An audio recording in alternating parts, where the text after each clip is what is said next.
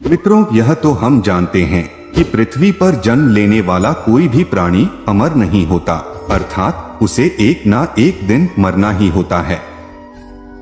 लेकिन क्या आप जानते हैं कि मरने के बाद आत्मा का क्या होता है, या मृत्यु के 24 घंटे के बाद आत्मा अपने घर वापस क्यों आती है और वह कितने दिनों तक अपने घर में रहती है?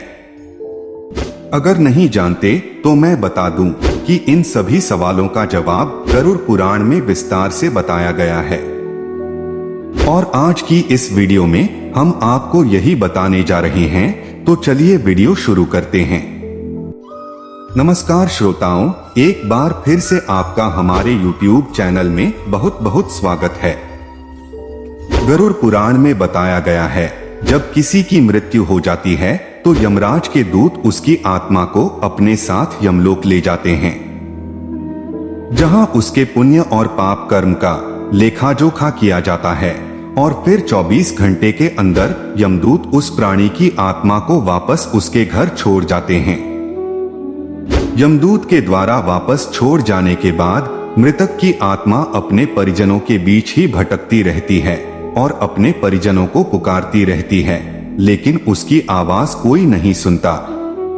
यह देख मृतक की आत्मा बेचैन हो जाती है और जोर जोर से चिल्लाने लगती है, तब भी उसकी आवाज को कोई नहीं सुनता।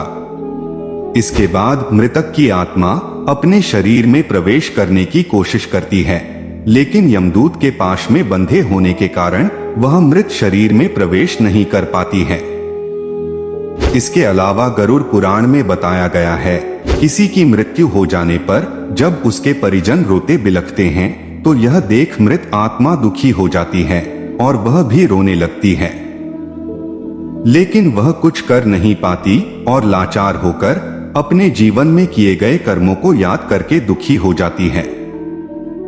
गरुड़ पुराण की माने तो जब यमदूत मृतक की आत्मा को उसके परिजनों के बीच छोड़ जाते हैं तो उसके बाद उस आत्मा में इतना बल नहीं रहता कि वह यमलोक की यात्रा तय कर सके।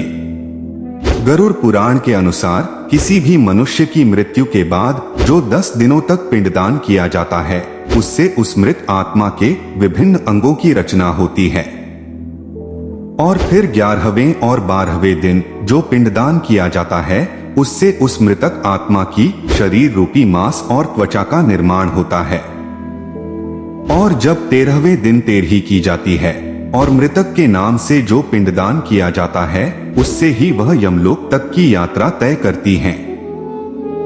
अर्थात मृत्यु के पश्चात 13 दिनों तक जो मृत आत्मा के नाम से पिंडदान किया जाता है, उसी से आत्मा को मृत्यु लोक से यमलोक तक जाने का बल मिलता है।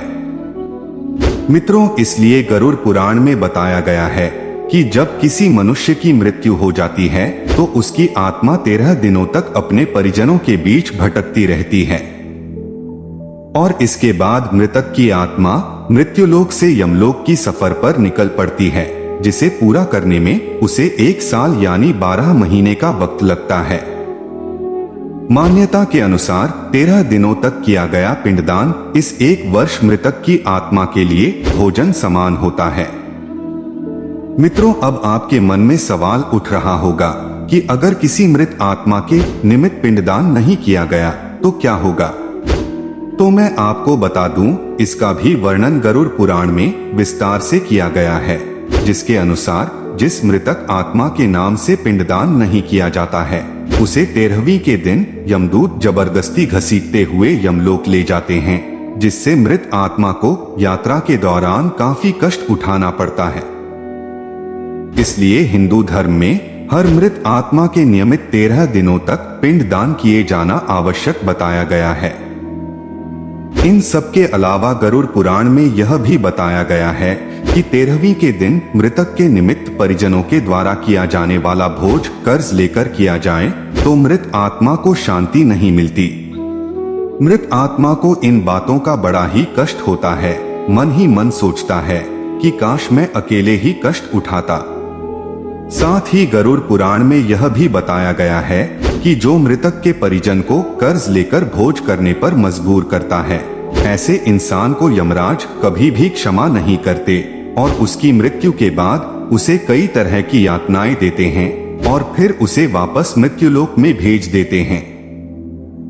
साथ ही गरुड़ पुराण में यह भी बताया गया है कि जो मनुष्य जीवित रहते पुण्य कर्म करता है उसे यमदूत मृत्यु के 13 दिनों बाद अपने साथ यमलोक ले जाते हैं और ऐसी आत्मा को मृत्युलोक से यमलोक तक जाने वाले मार्ग में किसी भी तरह का कष्ट नहीं भोगना पड़ता। वहीं जो मनुष्य अपने जीवन काल में बुरे कर्म करता है उसे यमदूत पूरे रास्ते कई तरह की यातनाएं देते हैं, जिससे वह थर थर कांपने लगता है और यमदूतों से बार बार क्षमा मांगता है, लेकिन यमदूत उसे क्षमा नहीं करते।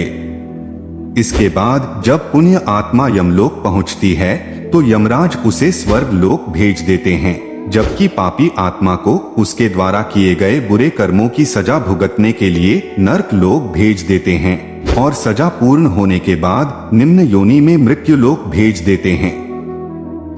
तो मित्रों, उम्मीद करता हूँ कि आपको समझ में आ गया होगा कि आखिर मृत्यु के 24 घंटों के बाद आत्मा अपने घर वापस क्यों आती है। मित्रों, वीडियो अच्छी लगी हो तो लाइक करके हमारे चैनल को सब्सक्राइब कर लीजिए ताकि ऐसे ही सनातन धर्म से जुड़ी जानकारी आप तक पहुंचती रहे। वीडियो पूरा देखने के लिए आपका बहुत बहुत धन्यवाद।